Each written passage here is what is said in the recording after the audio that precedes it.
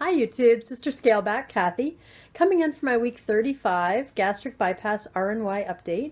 Today is also February 16th, 2015, and this is my 8-month Surgiversary. So 8 months ago today, I had gastric bypass RNY at Toronto Western Hospital in Toronto, Ontario, Canada, with Dr. Okranik, terrific surgeon. If you ever get a chance to have that surgeon, go for it. He's a miracle worker. My highest weight ever was 361 pounds. About a month later, I did my pre-op diet, went down to 339 pounds day of surgery. Last week, I came to you with a weight of 262 pounds. And this week, I am down 2 pounds, so I am now 260 pounds even. Wow, I made the 100-pound loss. Finally, I'm actually 101 pounds down since my highest weight. It feels fabulous. I put an update on Facebook today explaining a little bit about my pre-op history, my medical issues, and why I had the surgery in the first place. This surgery is not easy. It is something that you do, as a last-ditch effort. You've tried everything else, and I'm glad I did. It saved my life. So at the end of this video, I'll put a little body shot. I have a video clip of my body shot. I also have a few before and after pictures, so I'll put those on there as well. Last night I was looking at an old video I did, my 3-week update. I was stunned, actually, at how big my face was. I was shocked. I hadn't looked at that video in a while. So, getting a bit of sun here. Let me just move over. Not that I want to, because I want the sun. I miss the sun. Or like snow. Just, it's unbearable. But in that 3-week video, I talked about the 10 things I've learned about gastric bypass.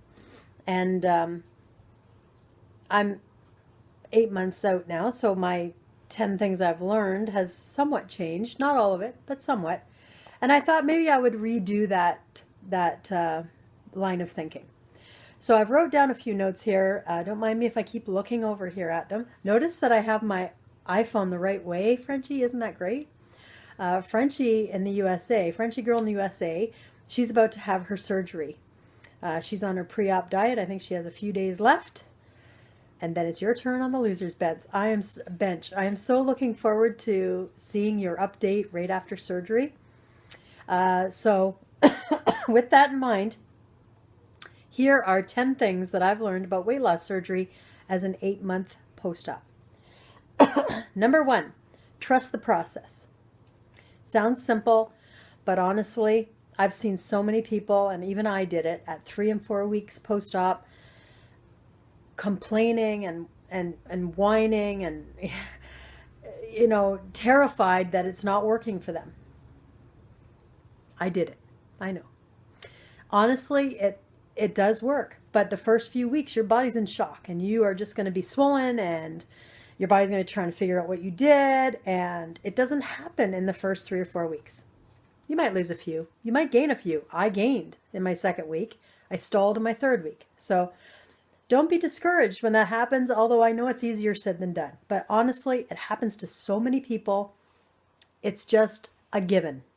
Trust the process. Don't allow your old dieting mentality to bring you down, your old fears and your old doubts to bring you down. This surgery really does work. It fixes a lot of your metabolic issues, your physical issues. I had diabetes, I had high blood pressure. I left the hospital off those meds. Okay? Off completely. Still off those meds. So, trust the process. It's scientifically been proven to work. Number 2, it is work. It is not an easy way out of it. Okay, so every day in my day is spent time management, planning my meals, planning my vitamins. I actually have timers set on my alarm clock now 6 times a day on my iPhone to remind me when to take a vitamin or a mineral supplement.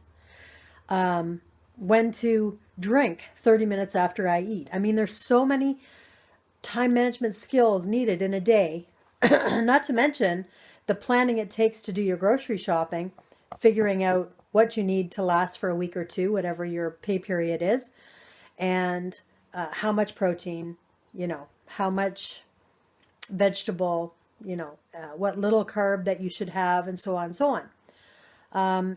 It also takes physical activity, something that I started gung-ho with at 4 months, just raring to go, and then thought maybe I had given myself a hernia and hurt myself, so I stopped. And because as soon as you stop, okay, this is the danger. As soon as you stop, it's very hard to start back up again with the gym. So don't stop. Do not stop. If you think you've hurt yourself, just cut back in that area. Like I was doing ab crunches with this machine, and I thought I gave myself a hernia. It turns out it was just the incision sites had some scar tissue. And when I was doing the ab crunches, I actually tore some of that scar tissue. So I was hearing popping in there thinking, oh my God, what have I done? But it wasn't anything serious. It was just scar tissue. So, and 4 months out, most people can do, moderate gym activity, moderate weightlifting, moderate, you can walk right from day one. Okay. So, but it does take physical activity. Don't think that you can't. I mean, some people have done that. They've done no physical activity and just lost weight, and that will happen. But think of how much more you could lose if you were physical, and think of how much longer you're going to maintain it if you build muscle, which helps you to maintain weight loss. So, physical activity, making good choices, that's work daily. Avoiding temptations, that's work daily. I mean, you can't go through a Tim Hortons drive-thru and not want to have a bagel or a donut, even a Timbit. And eventually, when you're far enough out, you could probably have those things and they won't hurt you. I'm RNY, which is gastric bypass, and there's the dumping syndrome. It's possible that I could dump. I don't dump on sugar. Thankfully, I don't crave sweets very often, so that's not a problem for me. My issue is I dump on fat. So if I have something too greasy, like an egg roll from Chinese food, which I shouldn't have done, that's the kind of dumping that I get. So it's always work. And eventually it gets easier because you learn how to plan your day. But it is work. Don't think it isn't. So number 3, it's not all about the scale. This one took me a while to learn. I'm a numbers girl. I was a quality assurance manager for many years. Before that, I was a quality auditor in a factory.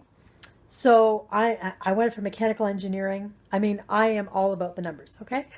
So, and even though that is the whole purpose of having the surgery is to lose weight, which is a number, the whole purpose of the surgery is actually to get healthy and maintain a healthy lifestyle.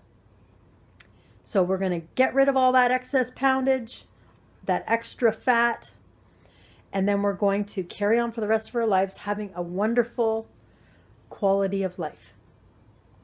That's the real purpose. It's not all about the scale.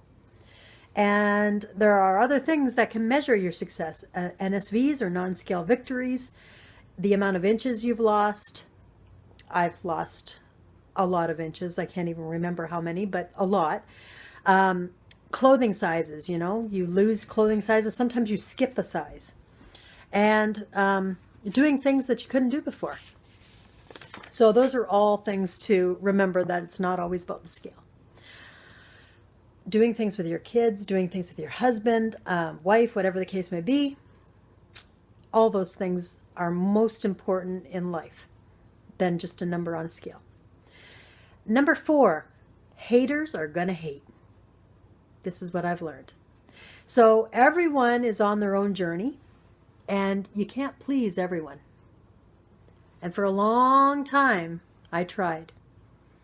And it drove me crazy trying to make everybody happy. Everyone has the right to their opinion, and there are many people who will agree with you, and there are many people who will disagree with you, and that's okay. It's okay to have people disagree with you and have their own opinion. So when you put yourself out there, like I am on YouTube, you have to be prepared that people won't agree with what you say. That's okay. And as long as you're a confident and strong person, you just let it roll off. Whatever. My life. You know that saying, not my monkey, not my circus? I say that often. Especially when I'm watching YouTube. All right. Number 5, slow down while eating and don't drink for 30 minutes after you eat are still the most difficult rules to follow. I mean, there's a lot of rules for after you have surgery. Those 2 8 months post-op are still the most difficult rules for me to follow. I have to remind myself every single time I eat about those things. And it's not, and many times I slip up and don't remember. Number 6, non-weight loss surgery friends don't always get it, but that's okay. I consider it my duty to educate them and lead by example. And remember my last video when I said you never know who you're affecting with your videos. There are people who may never say a word to you, but what you're saying in your video has an impact on them. So always try to remember that. Number 7, I can eat and drink much more than I ever thought I would be able to. Just because I can, though, does not mean that I should. So, for example, they say you should be around 1 cup. Maybe when you're over a year or 2, you can get up to a cup and a half. If I eat slider foods like cheese and crackers, I could eat 2 cups easy. Same with salad, same with a lot of different foods that they turn to mush and you can just swallow. It goes right through your pouch into your intestine. I could eat 2 or 3 cups. So the key is just because you can does not mean that you should. Same thing with water. You know, they used to tell us to sip, sip, sip when you're in the hospital. I remember the nurse telling me, slow down a bit. You don't have to have so much, you know. But I was trying to make sure I didn't get dehydrated. I have always been able to drink a lot of water. Now, I'm going to give you an example. How much of this bottle, it's full, do you think I should be able to drink? Just, you know. I used to be able to, before surgery, drink 3/4 of this bottle. Just glug, glug, glug, glug, especially on a hot summer day when I was thirsty. Now, at 8 months post-op, I can almost get half, believe it or not. In the beginning, of course, you know, you can't. You don't want to damage yourself, but I'm going to give you an example of how much I'm thirsty, actually. So, here goes.